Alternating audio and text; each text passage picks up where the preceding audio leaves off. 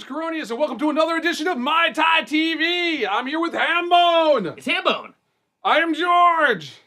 Today we're going to be talking about what, Hambone? Oh, we're going to be talking about Deadpool. We're going to be talking about the mid-season premiere of The Walking Dead, and I'm going to make you guys a Blue Hawaii. Plus, last week we went to the Mutter Museum, the Museum of Death and syphilis and venereal diseases. It was the best Valentine's Day ever. And we also, what else did we do? We're also going to talk about, we're going to review the Yachtsman Tiki bar that we went to also in Philadelphia. Also in Philadelphia. Super fun. Located in Fishtown. So I think we just start off with the Blue Hawaii. Ooh, what can you tell us about the Blue Hawaii? So the first time I've heard about Blue Hawaii was from the Elvis movies I used to watch as a child. Mm-hmm. Then I would go to my local tiki bar, the Hawaiian Islander, and I would have a Blue Hawaii. Mm-hmm. And it was pretty fun. And then this weekend, while we were down at the Yachtsman, I revisited the Blue Hawaii, and I immediately fell in love again. And I said, we have to make this drink tonight on Mai Tai TV. So was this invented because of Elvis? No, it wasn't. This predates Elvis. Predates Elvis? It predates Elvis. Do you know anything about the history of it? Or am I really throwing? You can make something up. Yeah. I'm trying to think. It was Don the Beachcomber. Do you think it may have been the Blue Waters of Hawaii? No, actually what it was there was a company that needed to sell Blue Carousel, and they kind of put the squeeze on Don the Beachcomber to figure out a way to sell more of these Blue Carousels that weren't moving, thus the Blue Hawaii was born. Do you know what's great about Curacao? What's that? Absolutely nothing. I know, it's terrible. It's a terrible beverage. No. I mean the country. Oh, yeah. I went to Curacao on a business trip. On a dare? No, it was a business trip. I had to speak at some conference about 3 years ago. And, you know, they did it 1 year in Hawaii. They did it in Costa Rica. I'm like, Curacao. I brought Allison. I'm like, let's go to this country of I don't know, it's like an island, I think, in the middle of the Caribbean. I could be completely wrong. I have no idea where it is. And we go there, and we realize very quickly that this is basically the whole country, which should be an exotic country like Aruba, which is nearby. Right. It's actually an oil refinery for Venezuela. And that's why the oranges there, the soil is kind of contaminated, so you can't get good oranges in Curacao. Even worse. So I'm wearing my Pink Flamingo Hawaii Aloha shirt today in honor of pink flamingos, but also because Curacao sucks so much. So look, real talk. Curacao was known for its pink flamingos. That's their big thing, the pink flamingos. So we went to Curacao, and all Allison wanted to see was the pink flamingos. So we go on a couple excursions here and there, and we're like, where are the pink flamingos? The guy looks us right in the eye. He goes, we had a natural disaster 1.5 years ago. All the pink flamingos are dead. And I'm like, wow, this sucks. And so there was one point where we went on an excursion on ATVs, and we were going around the one end of the island. Right. And it was a beach, and all there was the entire north end of the island was just the whole beach was littered with abandoned tires, as far as the eye could see. That's some eye candy. If you look at the postcards of Curacao, there's this picturesque, beautiful blue buildings, colors, and it's gorgeous. And then you get close to it and realize it's a facade and there's a ghetto behind it. We have just lost every single fan in Curacao. You know what? We don't care. Yeah, I mean, it's not like we're really upset about getting banned from the country for life. So, Blue Hawaii. Yeah, now I never want to go to Curacao. Curacao is no. Go to Costa Rica. Costa Rica's awesome. I know, I've heard. Can't say enough about Costa Rica. It's cheap to get there. Direct flights from Newark, 3-hour flights. Love Curacao. Monkeys everywhere. No, I mean, they probably have more pink flamingos than Curacao does. Well, I'm sold. But right now, you're going to make me a Blue Hawaii. Right now, we're going to make the Blue Hawaii, and I'm very, very excited about this. So we're going with the Beachman Berry recipe, which is a very, very specific recipe. I was a bartender for years, and by reading his book, or actually, I got it as an app on my phone. By reading the app, I realized the nuance that comes from using the jigger versus using the free pour, and also only shaking it a certain amount of times to get the perfect mix. So that's what we're going to do today. Now, when we were down at the Yachtsman in Philly, they used a little cream in their Blue Hawaii, which I've seen it with coconut cream, I've seen it with heavy cream. We were going to put a little cream in ours tonight, but we called an audible because the cream was left over from when we made the White Russian. And I've switched fridges twice, and it just went bad. So White Russian. I can't even say the friggin' word. When we made the White Russian in episode 2, that's when the cream was left over. God. But you know, it wasn't expired. It was just curded. I know, but we both have jobs and we can't take chances. So, right now, we're going to start with some ice. Now, I've already put the ice in George's glass one to save a little time. You want to fill up your shaker to the point where the ice actually peaks above the booze. You don't want your booze to ever come and float above the ice. You want the ice to be poking out above the booze. So we're going to pop this in here like this with a little bit of ice. Thank you for washing your hands. You're welcome. Twice. OCD. So here we go. We're going to use a little bit of Kettle One vodka. You can use any kind of vodka you'd like, especially when you're making a mixed drink. Sometimes you add high-end vodka only to drown it out with juices or blue curacao.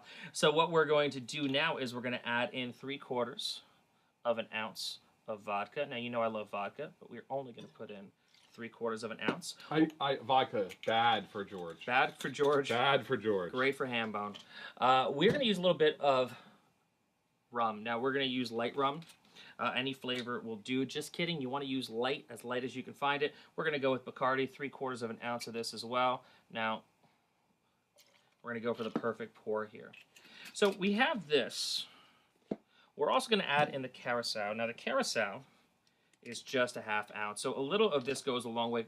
Curacao comes in a lot of different colors, some different flavors as well, including rum raisin. Now, what does this taste like? Is it like orange, like an orange curacao, like we had in the Mai Tai? This tastes like triple sec with blue food coloring in it. That's it. So is it used largely for its coloring? Or used largely for its coloring. I mean, because mostly it's essentially triple sec. So you got your liquors in here. Now, we are going to add in a little bit of sweet and sour mix. And we're going to make our own sweet and sour mix here using some simple syrup. We're going to pour in a 1/2 ounce of this.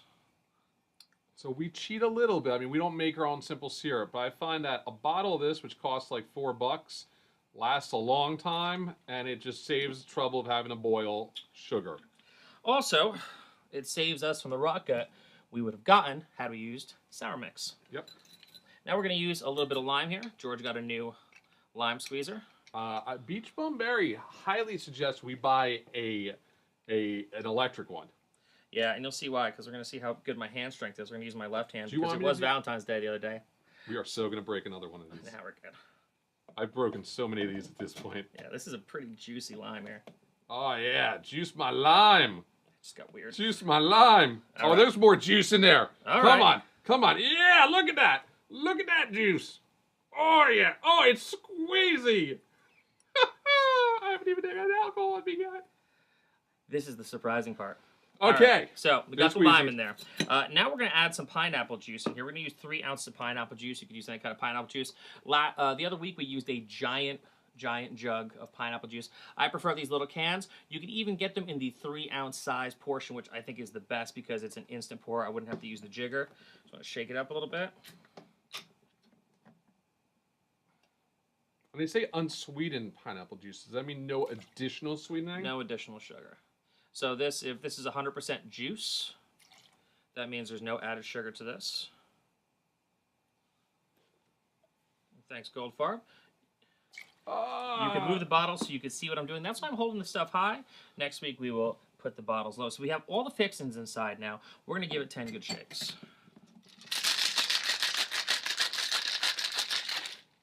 And that's it. Some of the easiest things to do. What are we straining? We're just straining it out so no chips of ice come out. We want to get just the booze and the liquid out. Now I could pour this free. Also, I could also risk spilling this all over the table. So we have this perfect pour here. And wait a second, got to garnish it.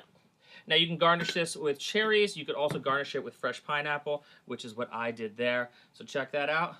Blue Hawaii is a beautiful Blue Hawaii. Recipe will be up on the site later. Oh, dear God, that's lovely. I know. That is so lovely, Ambo. I make it with love. We're going to try to find out. We've had some complaints that there hasn't been enough stuff on the table. We've had complaints that there have been too many things on the table. We definitely should get rid of the bowl with the lime. I think Allison yelled at us for that last week. She's upstairs watching now. And we kind of just want to, make sure you get the best experience ever. We try to call out what we're doing, but I guess we should find a way to maybe show it better. We are trying to get some guest bartenders on this show, at which point we will probably tape them at the Tiki Bar right across the way over there. So, we're trying to figure out how we can do 2 cameras, more mics, we're obviously doing this on a shoestring budget. Mm-hmm. I think we pay more in alcohol than we do in the technology here. Essentially, yes, we do pay more in the alcohol. But what we're going to do right now is talk about the greatest thing all week. The best. The best. The absolute best. We're talking about Deadpool, which if you haven't been psyched about for months, you have been a horrible, horrible human being. We saw it this past weekend. Hambone was there opening night. We went on Valentine's Day. This is the best rom-com you will ever see. Your wife, your girlfriend will love it. Your husband will love it. Your male lover will love it. I don't know what to call any other. You take your significant other to Deadpool, and they will make love to you all night long. And that's a fact. This is one of the best movies I've seen all year. It's one of the best superhero movies I've seen. Better than Superman. Way better than Superman. It made $135 million over the weekend, not including the President's Day weekend, which I don't know, may have been up to $150 million. It actually made a lot more on Monday too. I don't think I've seen the total yet, but it definitely was rocking it all weekend. And they made it for Hollywood standards. They made it for next to nothing. $53 million is what they used to make this movie. Now the cool thing about it is Ryan Reynolds has been championing, trying to get this movie made for years, and they made a Deadpool movie that is as true to the character as it could possibly be. Now, a lot of people were saying, well, but it's not 100% true to the character. And to that I say, so what? You got Deadpool cursing. You got Deadpool breaking the fourth wall. You got Deadpool cursing even more. They used the F word 87 times in the movie. Cutting people up, shooting people, blowing things up. It was irreverent. It was funny. It was everything that you wanted a Deadpool movie to be. And they showed you some boobs. It was rated R. Don't bring the kids. What I loved even more about it, though, was the great use of the X-Men characters. 'Cause I really didn't think they would go that far with the X-Men. I thought they were going to maybe have a guest appearance. Colossus is a main character in this movie. Yeah. And he's like the Jiminy Cricket voice of reason for the whole movie. Incredible. And the fact that they show up at the X-Mansion and borrow the Blackbird. Like, it was... Yeah. It was incredible, and it was just, it blew my mind, and I loved it so much. We're really trying hard not to give spoilers away, although it's a pretty straightforward movie. You don't want to ruin any of the jokes that happen in the movie, because that's definitely the real fun part of the movie for me, was all the jokes. I was laughing the entire friggin' time. There isn't anything to really spoil, because as you're saying, the jokes are what's funny. Yeah. You can't really ruin jokes, because we'll never do it right. It's a story of a mercenary meets girl. Girl falls in love with mercenary. Mercenary joins the Weapon X project, which isn't called the Weapon X project. Yeah, mercenary turns into a weird pepperoni face looking dude. Boy comes back to find girl. And it's a love story. We're not going to tell you how it ends, because that would be ruining the story. I was sitting there in the theater watching it and going, this is kind of the perfect movie for Valentine's Day. Perfect. It was actually like, younger girlfriends said, we should go to the movies on Valentine's Day, which you never do. I mean, he did. I don't recommend it. But, let's go see this, like, shitty romantic comedy. And you're not enjoying it. You know she's not really enjoying it. I'm definitely not enjoying it. And then here's people taking their girlfriends or boyfriends, significant others, to see Deadpool. And everyone's going home happy. Everyone's laughing. There's something for everyone in this movie. How many kids do you think were in your theater? It was packed. I think there was maybe a quarter of the kids there were children. Yeah. And it was frightening. I was actually talking to our friend George, and I was like, there's certain things that happen in the movie that these little kids, they had to be maybe 11 years old, boys and girls with their mom, watching the movie, laughing at certain things that I was like, how do you really understand or know what that is? Now, what George said to me, and I agree with this wholeheartedly, like, when we were kids watching movies, you didn't really know what it was that was happening. But then you just laughed because you knew it was funny, and you should be laughing, and you laughed at what jokes you got, you laughed at the jokes you didn't got, then you revisit it when you're older, and you see some things in a very different light, and you're like, oh man, I know I was laughing at that as a kid. That's horrifying. This is why it's really funny now. You mean like in Police Academy 1? Yes. Where I had no idea what virginity was. And what's his name? The big dude who sadly I think passed away, I'm not sure, who says, I'm a virgin. And like the record scratches and Mahoney's like, you're a virgin? Yeah. I had no idea what a virgin was. I remember my dad was like looking at me cross-eyed when I was watching that as a kid. But my dad took me to see Police Academy. Right. 1. And my dad made me watch Conan the Barbarian at 8. And my dad made me watch Exorcist at like 7. It's a good dad right there. It's a good dad. So I completely get all this. I get that parents will bring their 11-year-olds to a Right. movie. And I don't think this was that bad. And I don't even think they showed boobies. I'm not sure. I don't think I And saw. Deadpool? Yeah. Oh, there was boobs. Though I've seen her boobies in Homeland plenty of times. So I have a complaint. I gotta say one thing that bugged me about the What movie. is the one thing that bugged you? The bad guy. He was irrelevant. Irrelevant, but if you're gonna have crazy scientists doing experiments on people, it shouldn't be someone who looks like Sark from Alias or like some pretty looking. No, it just didn't work. I kind of wanted him to be. He wasn't. We didn't know what his powers were really. He could take a. He was super strong and he didn't feel pain. So yeah, see, McGore, you're right. Strip club totally had boobies. You're right. You're right about the boobies. I was talking about the girl from Homeland. I think she didn't get completely naked, but I forgot about the strip bar. So here's the thing. A couple things. I read the Death of Wolverine, which was terrible. Horrible. Terrible. And I kind of had a revelation in the end because they just tried to shoehorn everything they could into that stupid story. I didn't really care. I didn't really care that he was going out and trying to get the guy that got him or whatever, made him. It was stupid. So when I saw Deadpool, I was kind of relieved that the villain was just this dude, because the story really wasn't about the villain. The story was about Deadpool's journey to get to the villain and all the wackiness and mayhem he could ensue on the way there. And I'm cool with that, which is why this is a minor complaint. Yeah. I just want to say if there's a complaint, I just think the bad guy didn't fit. The casting wasn't right with the bad guy. Yeah, Gina Carano was great. Or that guy should have been the bodyguard to the crazy scientist running the right. You know, I can see that. And I heard they did run out of money for casting. Like I hear, Negasonic Teenage Warhead should have been 3 other people, which is an awesome name for a character and an awesome character. So what I want to know is whether Negasonic, who came first, Negasonic Teenage Warhead, or the awesome Monster Magnet song of the same name. I think Monster Magnet may have had it first, because I think, isn't she in the last, 15 years of continuity? Truth be told, I gave up the X-Men a long time ago. And Dopes to Affinity came out in the early 90s. Yeah, I would say Monster Magnet came first. I gave up the X-Men a long time ago. It kind of got to a point where I was just like, there's 90 different books, I really don't know what's going on, and I gave up the ghost on that. And that was my problem with Deadpool. There was, at some point, 8 or 9 titles for Deadpool. Right. And with the Marvel Unlimited app, which is cool, it's all there. I just was picking and choosing the stories that I wanted to read that seemed like I liked the writer. It seemed kind of fun. Were there R-rated Deadpool comics that aren't on there? I don't know. Remember if Deadpool was a Max title or not. I don't think Deadpool ever became a Max title because he was always folded into the X-Men. Mm-hmm. I know the problem that a lot of parents were having with the movie was that their kids want to go see Deadpool because he's a superhero, because he appears in things like Ultimate Spider-Man, Web Warriors, which is on the Disney XD channel, which is a kid's Spider-Man show. And here's Deadpool. They still call him Deadpool, much to their credit. However, kids are seeing this dude popping up and like, oh, I want to see, it's a Deadpool movie, it's a superhero movie, I want to go see it. Now, as the parent behind me was leaving with her kids, I was like, hey, it's really cool of you to bring your kids here. She's like, I don't know.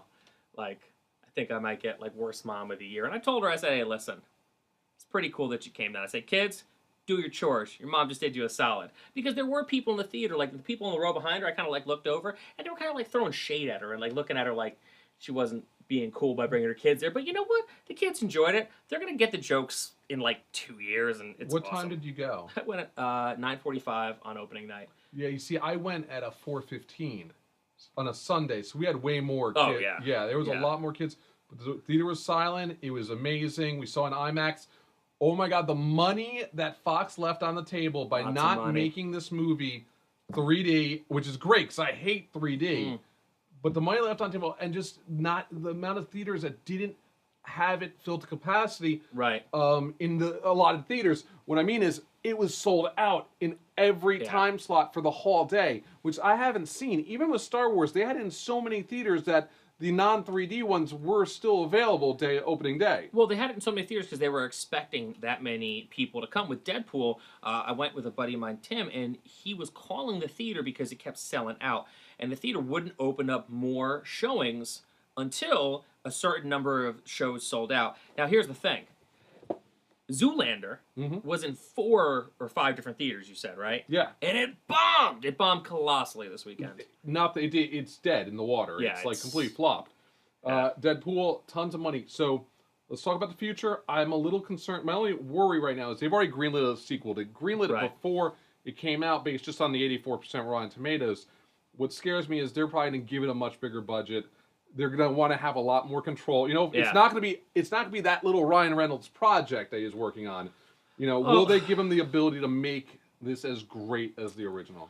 I don't know. I honestly don't know. My thing with it is I'm hoping that they made enough money with this initial run that they got the FU money where they could say, hey, let us do it our way and we'll make you even more money. We're not going to Fantastic Four this. Because that's the thing. The X-Men movies only do so well. The Fantastic Four movie was a complete and utter colossal failure for Fox. So this was kind of a shot in the dark that might have reinvigorated their superhero department of the films, but I don't really think the next X-Men movie is going to be that great either. So we'll see what happens. Yeah.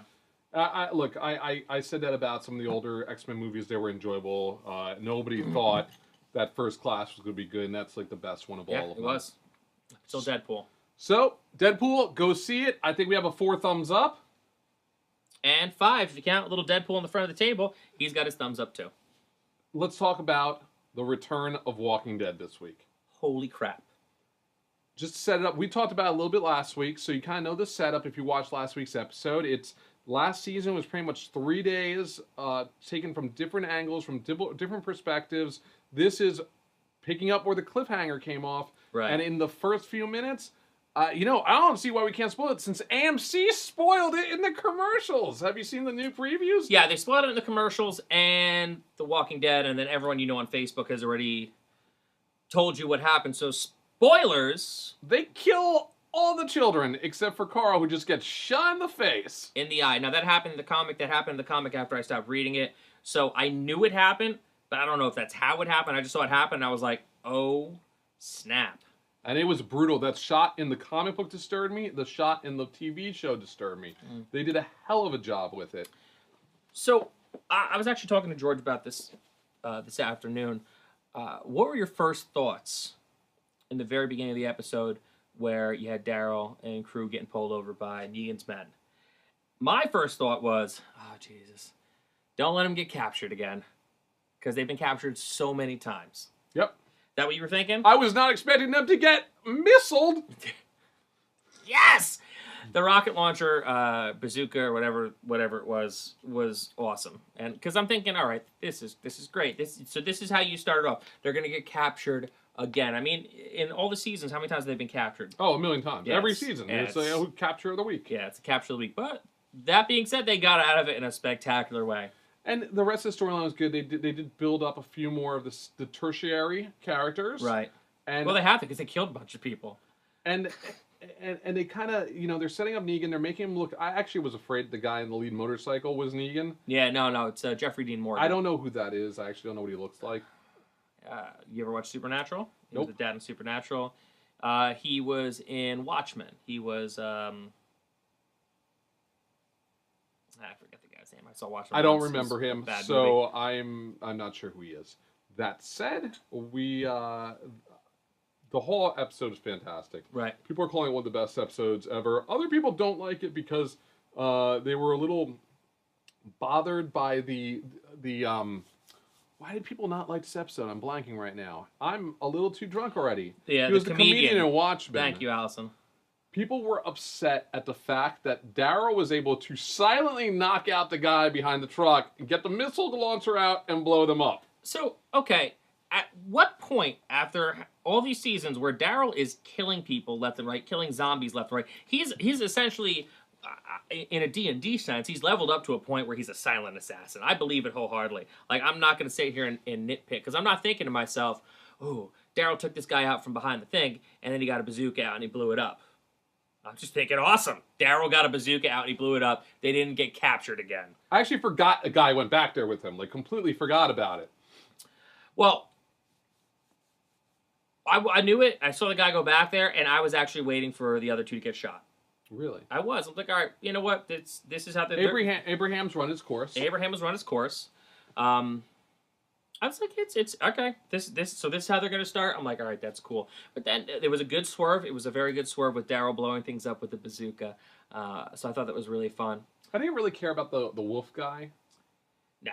People seem to have a big thing for him. He was on the Talking Dead afterwards. Well, good. He needs to get work after The Walking Dead, so that's a good way to do I it. also am very, very curious to see where they go from here. I'm a little confused, and maybe you can help me out here. Right. You're far more intelligent than I am. I am shocked by the amount of fact sheems in this show. So we know who the wolves are. They're the Right. guys with the W's on their head. Right. Then there are the saviors. Who are they? I don't know. They were name dropped. I have no idea. If someone out there knows who the saviors are, please let us know. Please let us know. And then there's Negan's crew, which is not the wolves or the saviors. Yeah, I mean, this is kind of what I feel like we're gearing up is the Walking Dead's version of the Warriors. A bunch of different rival gangs, and then the zombies. Warriors, come out to play. Sorry, I couldn't resist. I can't either. It's one of the greatest movies ever made. I'm excited to see that. I'm just a little confused as to all the other characters. Not the characters, but the other... You know, there's the guys with W on the head. I think the saviors are the comic book, which is the guys... I think there are other people who Negan are kind of... Right. Negan's forcing to give them stuff. So, my thing with The Walking Dead is this. There's a lot of characters. It's the same thing with Game of Thrones. Like, I never read the books Game of Thrones. I've read The Walking Dead up until a certain point, and I kind of dropped off with it. I love the shows. I really do enjoy the shows. However, that being said, there's so many people in there, and there's so many people that get killed. Like, I know the characters I like, and then everything else just kind of happens, and I just kind of let it filter out like that. Well, I love The Walking Dead. 3 seasons ago, I would not have said that. I was very close to dropping off. And then they redeemed themselves. Then they kind of had a little bit of a crappy season. And they've been solid for about the last 2 and a half seasons. Oh, it's been good. So I'm excited for it. I'm willing to keep watching it. I'm hopeful that the Negan story plays out very well.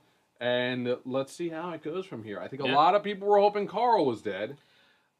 Well, what I do know of the comics is that he did get shot in the eye, but he didn't die. So, I mean... I think he's alive. He's fine. Though I don't know what kind of bullet would go right through this eye and get embedded in the socket. Yeah. Maybe a 22. Josh Goldfarb, if you're watching, let us know what kind of bullet can blow out an eye and not kill a person. He was at really close range, too. And that's... Really close range, blew the kid's eye socket out. There's got to be a bullet somewhere in there, but he's alive. I don't know much about guns. Yeah. If this were about knives, maybe I could help you. What are your thoughts on bow and arrows? Love bow and arrows. I love the idea of bow and arrows. Highly considering getting a bow and arrow set. Me too. And there's like a nice set for about $90. So 22 short. 22 short, maybe. I agree with you, and that's actually a solid logic. In a lot of gangster movies, they say a 22 to the back of the head doesn't go fully through. My issue is, I think he was holding a 45. So... I wasn't paying close attention. It looked like a 45. I also don't know that. Thank you, Mike Dolan, for that kind update. I don't know, but he should still be alive. We'll see what happens in the next season. Bow and arrows, like it. Thinking about it, I enjoy doing it at the Rent Fair. When I play D&D, often my guy You're an archer? I'm an archer. My guy has Are a you bow an and elf arrow. and archer? I don't know. I've been so many things. I never get to attach my D&D characters because they usually die horribly. The last campaign I was in, I was human at the end. I went through a lot of transformation. That's so sad. But you died as a human? I died as a lot of different. I died as a tiefling, died as a human, I died as a mind flayer. I would play an all evil campaign. We were mind flayers. It was pretty boss. I've died as a dwarf. I've died as an elf. Died as a half elf. I've died as a human wizard named Yargosh, which was like so fun to play. But he died horribly. First edition's cruel. All right, stop. You're +5 geeking right now. Let's talk about more dead things. Yes. This past weekend, I went to Philadelphia. We did. Our friend of ours, George and Jen, they have a skull at the Mutter Museum, which they sponsored to restore. Yeah. And we decided to go visit the Mutter Museum, which is located, I think, in the heart of Philadelphia, about an hour and a half from where we live in northern Jersey. And it's a fantastic old building that has a ton of medical... Yeah. Pharma? I mean, what's the word for it? There's lots of skeletons. There's giant tumors. There are Siamese twins, though I think those might be fake. A 70-pound ovarian cyst. There's just amazing, really gross things to go see. It's definitely more of a Halloween type thing, unless you're also a nurse and likes to see corpses and skeletons. If you like creepy stuff, this is the museum for you. My parents today were like, "Oh, you went to a museum this weekend?" I said, "Yeah, Ma, you're not going to want to go to this museum. Not for you." She's like, "Well, is it like the Museum of Natural History?" No, it isn't. I just don't understand why people would go to this museum and Right. not know what they're getting themselves into. Yes, there was a large quantity of people that were like, ew, I can't look at that. Well, what are you doing Yeah. here? I'm not quite sure why you would come to a museum that you Art know. museum's down the road. Lots of syphilis. So much so much syphilis. syphilis. I can't even like explain how much syphilis we saw. I just want to let you know that if you get syphilis, you can be cured, but you need to speak up and go see a doctor today. So just check your scrotum, feel around. If you feel anything odd or a burning sensation, please, please, please do not wait. Immediately go before it spreads to your lover and her lover and her lover's lover. This will happen. It will burn. You will lose your testicles. Your face will eat itself out. It's like the flesh-eating disease with leprosy all rolled into one coming out of your penis. Don't do it. Anyhow, Mai Tai TV trying to stamp out syphilis. one penis at a time. So, what was your favorite part of the Mutter Museum? I had a couple. They had an old tome, Psychological Occulta, which was like an old book marrying magic and science. So it's right up my alley. They had tattooed skin, old skin, where you had early tattoos where I guess they cut it off the people and just kept it, and you just see how it just fades and just decomposes over time. My absolute favorite thing, which I heard about on the way out, there was a section of drawers you could pull out, and they are things that people swallowed. Wow, what we saw. There were a lot of needles, a lot of buttons, a lot of safety pins. A lot of safety. Who swallows a safety pin? I mean, there's a point where we're pulling out the drawers and you're seeing needles and nails and screws and pins, and then we pull out a button drawer. It's like a little like a button that's on my shirt, and I go, oh, that's not bad. I look over at George. He pulls out the next drawer, and then the buttons are this big. It blew my mind. I mean, I could see my cat. Like, I'd love to see what's in Penelope's stomach, because Yeah. I'm sure there is, like, you know, a giraffe in there, like the things I would see. And my favorite thing about the whole place Right. was I loved the soap woman. Soap woman was awesome. Which it was tough to kind of understand. So the one thing about the Mutter Museum you should know is that there's a lot of reading. You have to go there with glasses on. You got to go there early. Go there when it first opens up, because it gets so packed that you're basically just standing next to the person next to you, sliding down the rail Right. to read everything. And there was this one thing called Soap Woman, who I guess the way she died, she kind of petrified. And she decomposed. Wall of eye diseases. Yes, there was a wall of eye diseases. There's a wall of eye disease. Yes. It doesn't stop at pink eye. And we got to see basically like they used modern X-ray technology to see what she was wearing, Yeah. and maybe what she died from. And Right. she's sitting there, all corpse is there, and you can actually see the different levels of petrification. I thought that was very cool. But my favorite thing, and I probably should save this for things I love, but the coolest thing I got from there was my very own plush colon, which also doubles as a flight neck holder. Anyway, this is limited edition just to the Mutter Museum, and it is a wonderful, wonderful stuffed colon.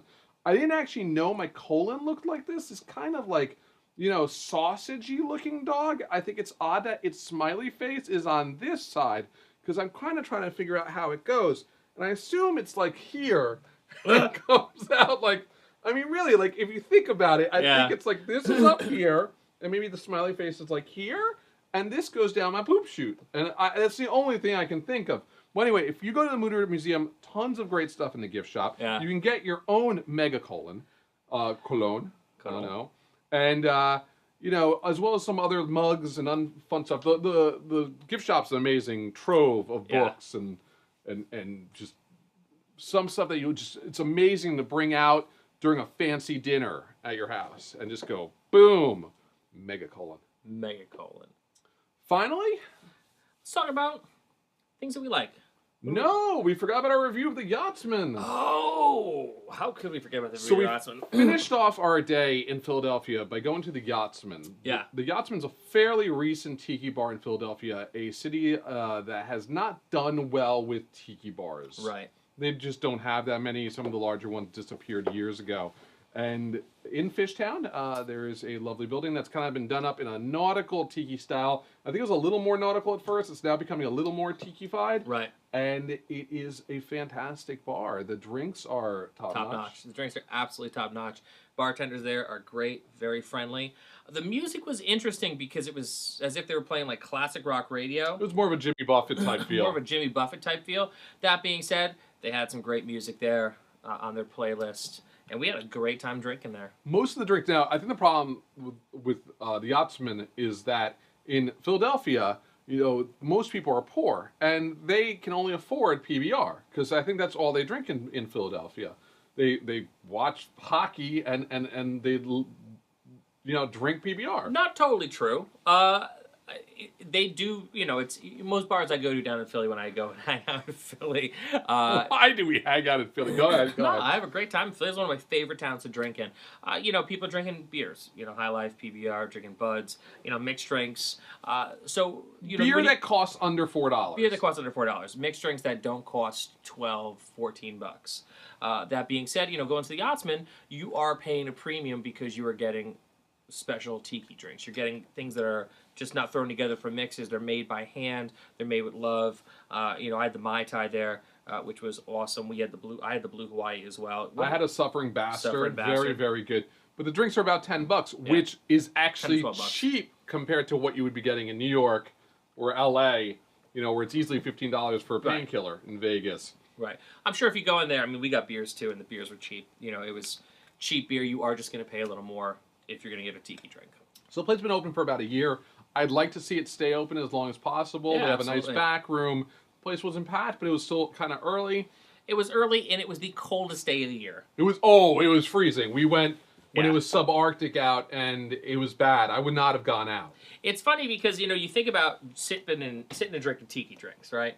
I said there, we were with all our friends, and I said, well, I right now just wish I was someplace warm, sipping this Blue Hawaiian. And every time I'd say something stupid like that, the door would open on the far end of the bar, and I would just feel the breeze. It was like the chill of death with every Nipples sip. on the ground. Oh my God, cutting glass. Cutting glass. Terrible. But the bar was fantastic. We highly recommend it. It's a Yachtsman in Fishtown in Philadelphia. We also had a great dinner at Loco Pez, which is kind of like a punk rock Mexican joint. It's like an old man bar with mid-century furniture and a great playlist that makes banging tacos. And so now we can finish up with stuff we like. What do we like? What do you like this week, Cambone? This week, I like that I got to see the finale of Gravity Falls, which is on Disney XD. It is a fantastic series. Only 40 episodes. The creator, Alex Hirsch, went to Disney and said, I have a story to tell. It's the summer of a brother and a sister. They're coming of age, experiencing life in a town full of weirdness. Everything that is weird and strange happens in this town. It's a mystery story. And last night was the series finale after 40 episodes. A complete story told. And they stuck the landing. It was perfect. Love it, love it. I just got the latest book by Greg Graffin. Oh, nice. Autographed by the man himself. Greg Graffin's the lead singer of Bad Religion. He's also a professor at Cornell, I believe. And he is also a hardcore, he believes in a lot of anarchy. He believes in, he doesn't believe in much, actually. He's an atheist, but he writes about just the way our world is kind of screwed up and how it'll probably never be better. He uses big words. He uses a lot of big words, but if you're a fan of Bad Religion and you are kind of intelligent, you can pick up a signed copy as well as a 7-inch. I don't have a 7-inch with me, but he actually released an acoustic 7-inch of some great Bad Religion songs on there, including Heaven Has Fallen acoustic, and a few other really good ones. So you can probably still pick up that set autographed either through Epitaph or badreligion.net or .com. Anyway, I am George. This is Mai Tai TV. This is Hambone. Hambone, how can they reach you? You can find me on Twitter and on Periscope at Hambreaker. You can also find me on winnable.com, where the podcast that I'm a part of, I the Beer Holder, is hosted. Eye of the Beer Holder. It is a beer holder. Not a bee holder, a beer holder. It's very D&D heavy. It's a fun podcast. Check it out. And you can find me on Twitter on Twitter I'm GLK Creative. On Instagram I'm GLK Creative. Find me on Periscope at Cult of George. Visit cultofgeorge.com for all the old Mai Tai TV episodes and for my archive of just random Georgisms Also visit me at glkcreative.com if you need a wedding photographer, because I do that too. Anyway, I'm George Hambone, Mai Tai TV. Tune in next week, 9 p.m. And, we love you. Actually, we're not on next week. We're not on next week. No. I have to go on my journey next week. My clandestine affair. We'll be back in 2 weeks. I'm George. This is Hambone. Check us out on Mai Tai TV. Aloha, everybody.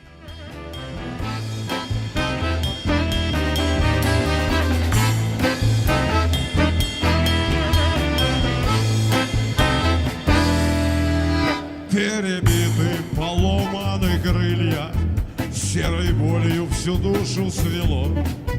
Кокаина серебряной